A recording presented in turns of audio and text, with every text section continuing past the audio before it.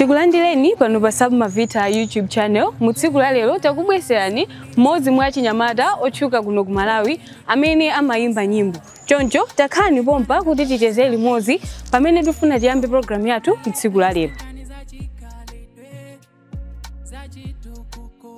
Takulandirani pano pa program yathu mutsiku la lero.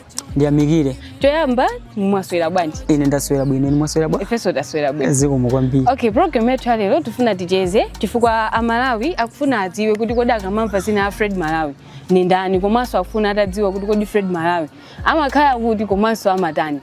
Okay, zikomo kwambiri. Choyamba tikufuna tidziwe kodi dzina leni Fred Malawi ndi dzina lanu kapena ndi nickname chabe, ni ma nickname avuta? Ni ma nickname avuta.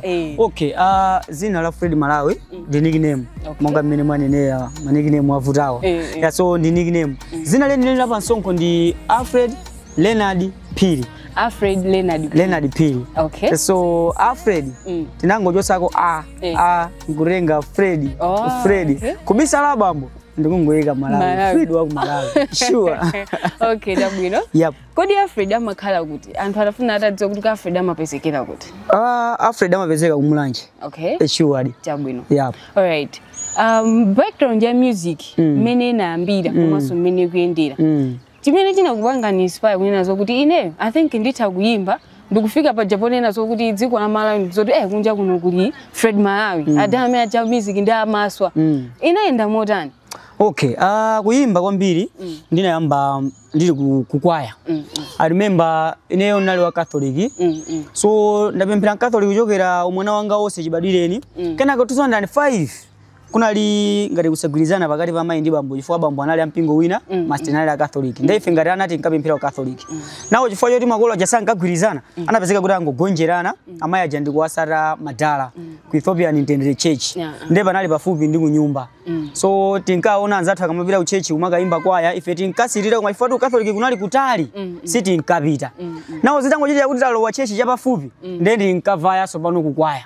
Nawo ndayimba kwaya kuchoka 2005 6 7 8 9 10 nasiya kuimba kwaya. Because ona kuti nasiya kuimba kwaya chifukwa choti anandisankha kukhala kwaya master. Then maimbisa sini maimba. Now nthawi imeneyo ni nthawi imene naona kuti koma kangati munthu ineyo ndili ndikaluso kena yako kuti ndikhoza kutani ndikhoza kuimba. Because ndinkapeka nyimbo kumakaphunzitsa kukwaya kwanga kuja yani mpaka tinajambulisa ko nyimbo ndakwaya yanga aja 2018 ndimene ndinkaisiya kwaya ija kupita ku school. Ndapita ku school kuja ndimene naona kuti I think ineyo ndikena kake ndikhoza kuimba koma mazuwa life yako gere. So ngakhale bakampasi ndo ine ndi wa gospel jani umaoneka zina zake kwa magayi. Wawo ndenake. So ndinayamba kuimba secular koma ndinkaimba afro. Okay. 2018. Ndikhoza kunena kuti mwachidule background ya career yanga ndi pamene papa. Okay. Sure.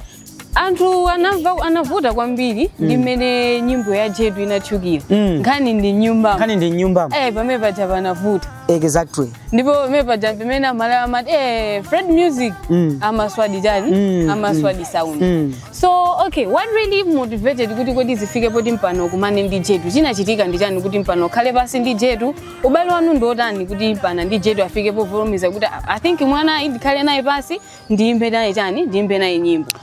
Okay. Ndi Jedu palibe ubale wina uli wose.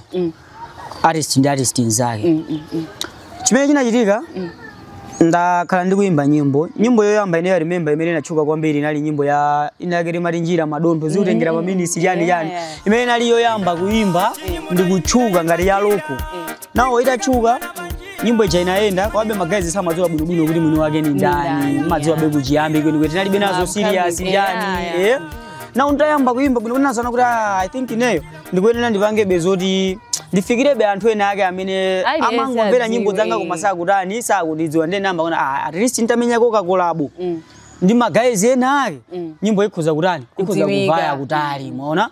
Ndi ineyo choyamba ndikafuna kuimba ni munthu ndimalemba kaye nyimbo before kusankha kuti ndiyimbe ndi wakuti ndimalemba kaye nyimbo ndi nalemba nyimbo ya nyumba mwija ndailemba nzoti naisiya pa table nkuyang'ana kuti nyimbo iyi kuti iyende ndingayimbe ni ndani. So ndinachipanga chiganizo kuti nyimbo iyi kuti iyende I think ndiyimbe ndi Jedu.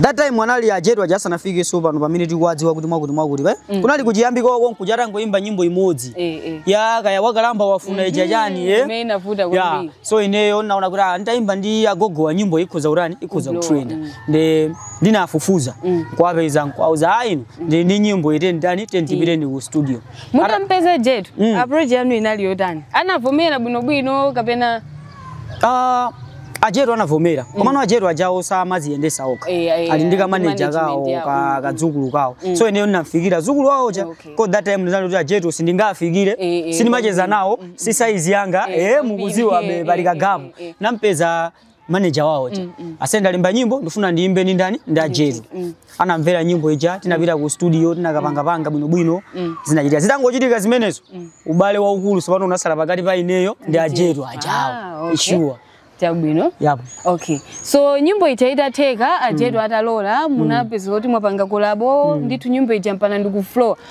Mwako nali wotani kapena chisanga chako chinali motani malingana ndi mmene umayembekezera kuti okay I think nditaimba ndi Jetu nyimbo iyenda. Zinachitika mmene umayembekezera kapena zinakhala motani? Zinachitika mmene ndimayembekezera. Nyimbo ija inaenda.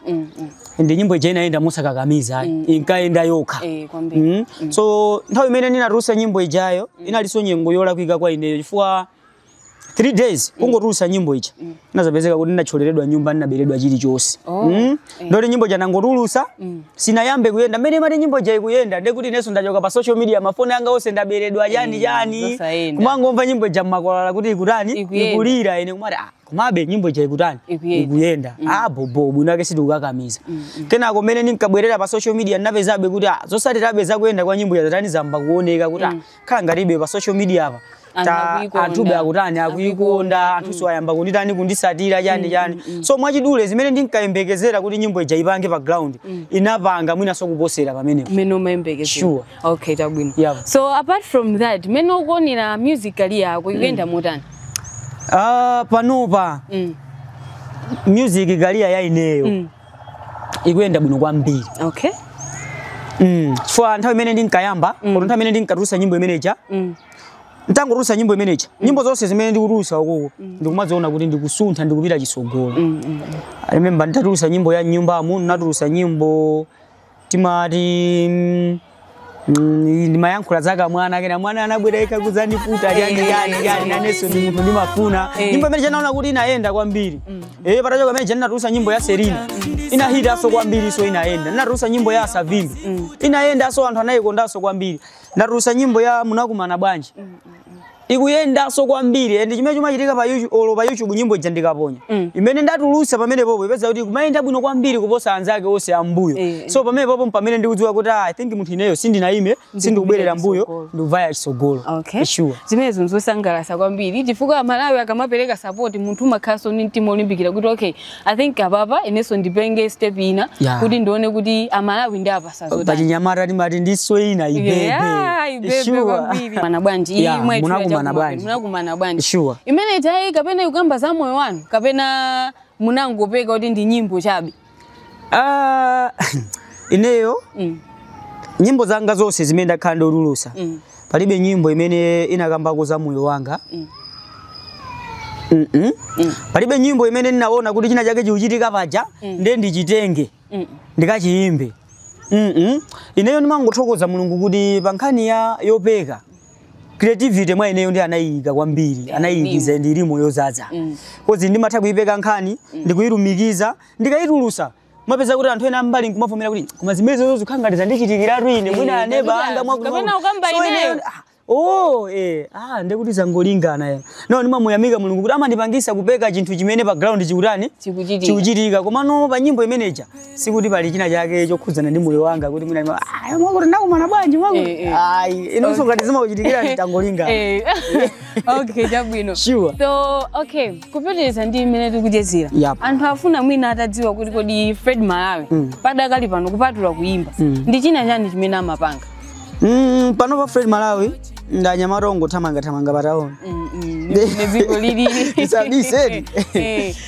kodzi ineyo ndinapanga teaching teaching ya primary amwe teacher komano boma sinalipange recruit nawo timakhala kudikira kuti mwina siku lina lake tizaona ngati maloza David muzika cheza ndi anawo kuku ndaphunzisapo ntangochoka ku college ndinkaphunzisa ndaphunzisapo maskulu awiri ma private ma secondary kumano kena kunangoona kuti khangati izizi ndichedwesa bola ndingobera ifama peza kuti ganyo wina wake wabwera peza Fred mukati kuitire ganyo yo mwina 1 ndalama zambiri peza kuti tukanika chifukwa kuti siku lifati pite ku ntchito pamene ndalama yako ntchito ejayo ndi ukuku peza kuti yabwinonso ndi yawo kuku ndi ndangona kuti izizi ngozisiya tidikire za boma zijazo zikazangoti zabwera popeza zakhala zokhazikika tizizapirira kuti ndifinyeni kuti ibe ndizokhazikika koma izizi za ganyozi tingoyimika kai so ndangoyimika zimenezo pano timapanga za music ndizina zoti zidijese pa town madziwa okay ndadusadi muzosezi jaleo ndafika papa ndemonga ngati upcoming artist meno nalili pano basi lingeneso kuti ndi upcoming artist pano pa artist oti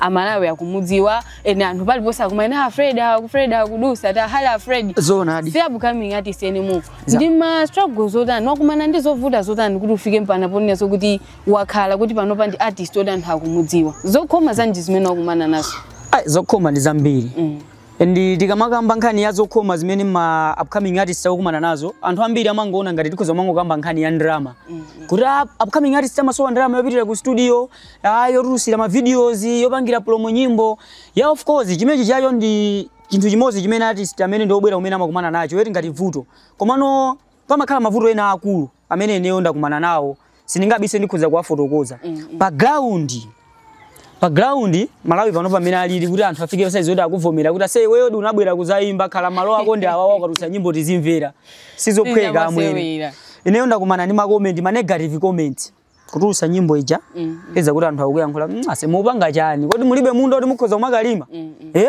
imene jeyo kwa ine makhala challenge yaikulu kuposa somwina drama chifukwa mafika size zoti ndatusa nyimbo anthu aimvera makhala kuti ka drama kopang'ono ndikukapeza koma challenge imene mandibwereka ndi imene iyi yoti kurusa nyimbo peza kuti anthu khala ngati ibe ndithu akukumana malo kuti iweyo ukhale music industry maona chani kupezeka kuti anthu akukuyankhula zopoira chani koma beneyo ndinapirira ayende anthu aja amati akamandiyankhula ine ndimamvesera kwambiri hayi niyo mupanga chani kaya mwina pa social media paja inu tangozisiyani za music ine munthu ndimansatira ku inbox ase muti ndizisiye kodi chikuvuta ndi chani ndiuze ndipoti ndikonze chikuvuta ndi chani wapeza munthu hayi wewe chakuti sutha so ine ndikamakarusa nyimbo yachiwiri ndimapanga focus pa zinthu zimene zija uja amati chakuti sinditha ndikonze mapeza ndikatusa yachiwiri chapeza akubwera at least tu apa mazaho kaulendo kakuyambika kufika kuti pano pati katusa nyimbo ayi ndithu anthu akumamvera ma negative be samalephera mumadziwa munthu sungasangalase ose komabe pano pani maona kuti at least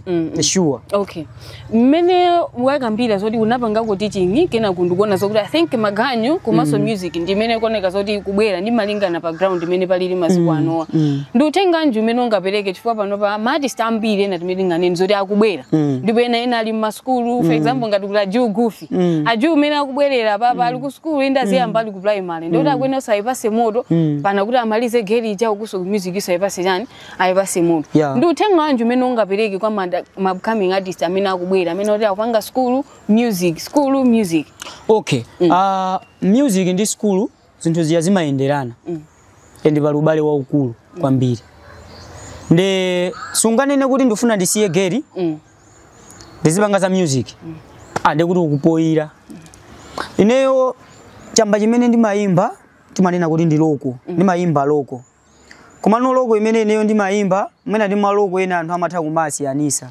chifukwa chani ena feroko yathu imapezeka kuti tikuionjezera ngati mwina tikulapa ende timaonjezera moti sinjiro taziyankhulo timayika moti ma rhyming ways imapezeka kuti ndi loko yomweja koma anthu akamayimva achinyamataso akuikonda chifukwa kuti tikubweretsa ma rhyming ways mawu amapasa timati amapasa kuthera mofanana kuti muonesese kuti zimezi zinachoka kuti sikuti ndinangozuka kungobadwa kuti ndangobadwa ndikuziziwa koma ndinakaziziwa ku school kuti akangati kuchichewa kuli ma rhyming ways mawu amapasa at least ukatenga chonji kwatenga chonji sentence imamveka bwino ndazika mu nyimbo zimveka bwino so zimezi zikuchokera ku school ndiye kuti pa lubale waukulu pakati pa music ndi school komanso ngati unapita ku school at least kufika pa level ina yake umakhalabe munthu oti chimene ukupanga ukuchiziwa and music ija umatuka matuso umatauza kuti uthenga wanga ukuti umveke ndikuyenera ndigunde mbali ndikafika uko ndisocheresa anthu ndikafika huko ndikalanda nyula ndikafika huko ndamponda wina wake phazi ndikuti anthu ena yake anditani andituluka ndikafika huko kuti so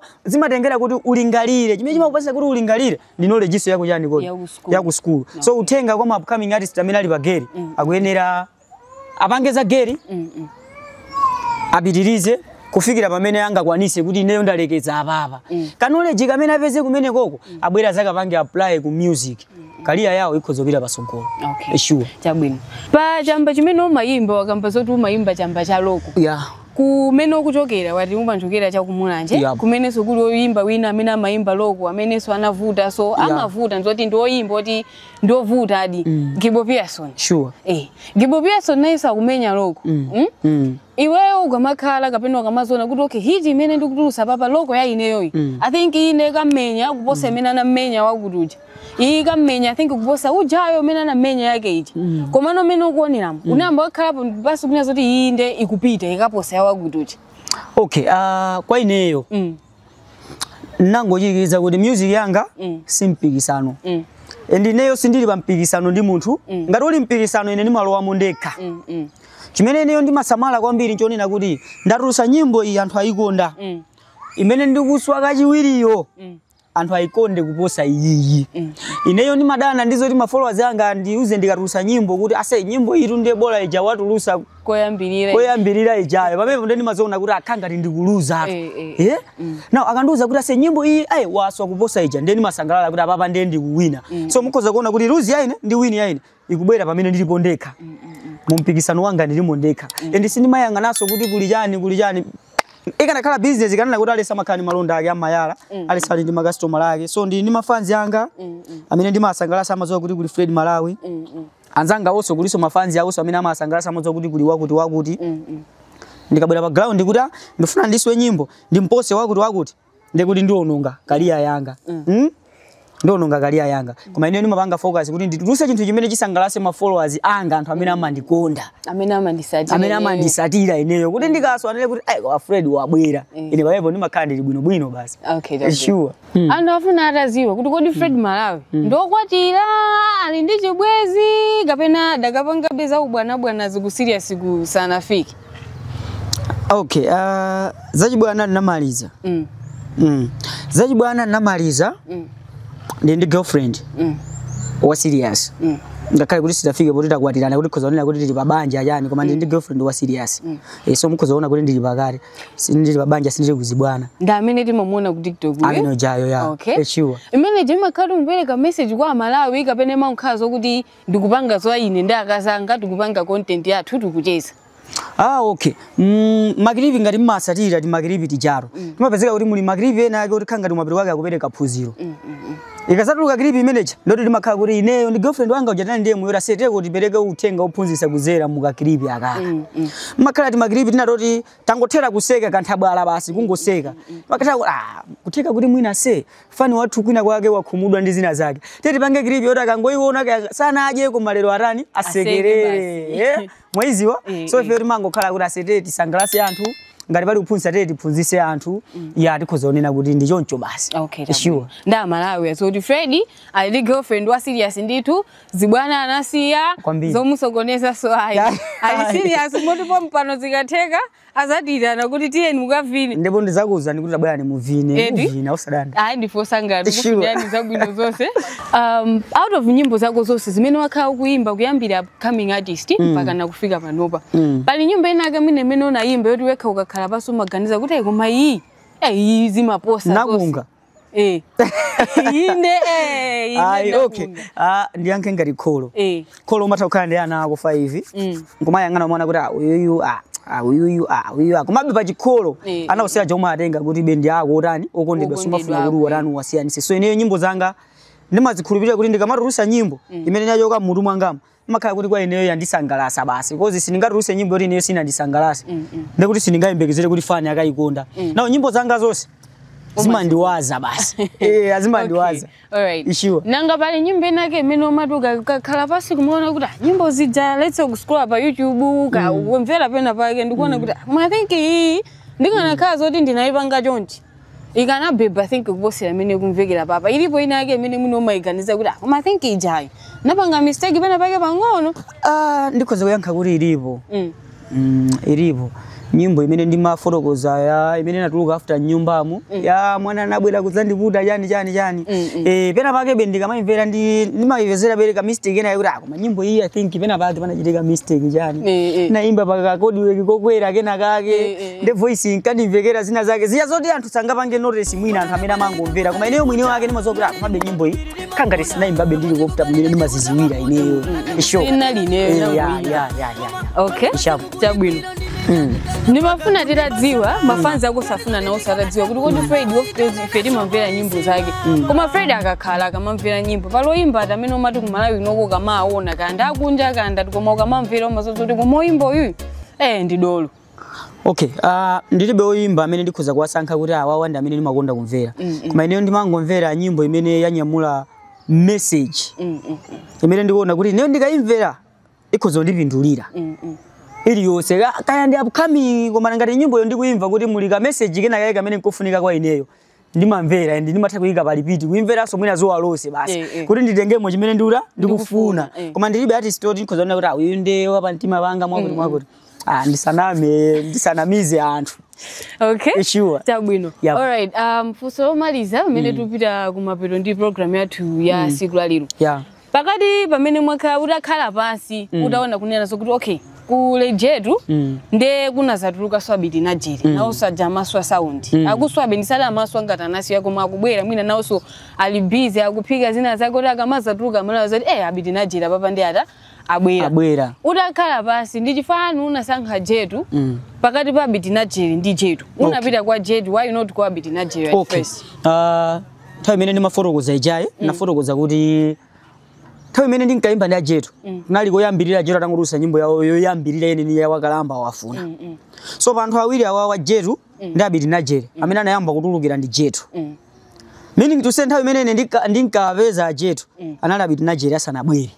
Okay. Sure. Chabwino. Titakhala zokuti takuitana ndikuti Fred lero tiyeni mukacheze kwathu kapena tilipena pake ta importance Fred tili mmuzi mwanu muno tufuna ticheze nanu ndi chakudya chanji chimene mmakonda kuti mwina mafanzi iso azizo kuti Fred takhala kumana naye ka restaurant inayi tizamugulire chakudya asasangala asadye chakuti Fred ajaza sangala mmakonda chakudya chanji. Ine ndi mulomwe kundira lila kwanu mabanga mistake yaikulu sande ndi maja. Okay. Komano chokudya chimene makonda kudya ine ndimakonda kudya mpunga wa nkhuku koma ya loko.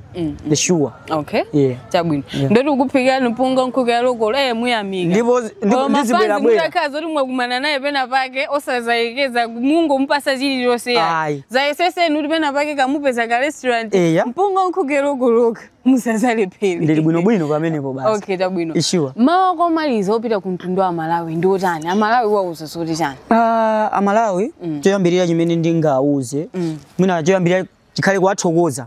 Ineyo ndimathokoza kwambiri ma followers anga, anthu amene amandisupport, anthu amene amamvera nyimbo zanga amandikonda chani. Kozi tikamanena kuti Fred Malawi akumpanga ndi iwo, popanda iwo ndi kuti kulibeko Fred Malawi. So ndimanyadira amandipanga support. Uthenga umene ndingapase chakumapeto ndonena kuti nyimbo zilipo. Sitimavutikaso ife kupeka nyimbo. Ife nyimbo timatha kupeka 10 minutes nyimbo yakwana. Ma concept mutu ndi ambiri nyimbo zabwino tikhala tikutulusa ino mukhale pamenepo anu akhale makutu chikondi chanu chisachepe nyimbo nditulusa sitinati ukukuti kungoyamba muchita kulesesa kuti Fred apapa I think mwakula tapumani kaya. Sure. Okay, dabwino. Alright, ife odathokoza kuti munalola kuti lero ticheze nanu pa program yathu pano pa Sabu Mavita YouTube channel. Tikufuniani zabwino zonse pamene mupitiriza musical yanu. Tifunire zabwino zonse pamene mukubwerera ulendo opita ku nyumba. Takunyadira ndipo munali nafe program hii mtsiku la lero. Eneso ndathokoza pondiitana. Ezikomo kwambiri. Tikuthokoza na Malawi popeza munali nafe kukhala pano pa Sabu Mavita YouTube channel kuonera program yathu imene tinali nayo lero ndi oyimba wanu okondedwa Fred Malawi. Ose wala kupanga like komanso subscribe. Ose wala kuika ma comment mu section box yathu kuti timve maganizo anu koda Malawi. Ndio maganizo anu ndotani komanso uthenga unopita kwa Fred Malawi. Mwina sanga kwanise ukupeza ni mmodzi paika komano muli ndi mwayi oti muthakuika ma comment anu mu section box kuti Fred Malawi athe kuona kuti koda Malawi mankonda motani. Munali ndine Linda Machira pano pa Sabu Mavita YouTube channel. Ose wala kupanga like, subscribe, mukhale ndi tsiku lopambana.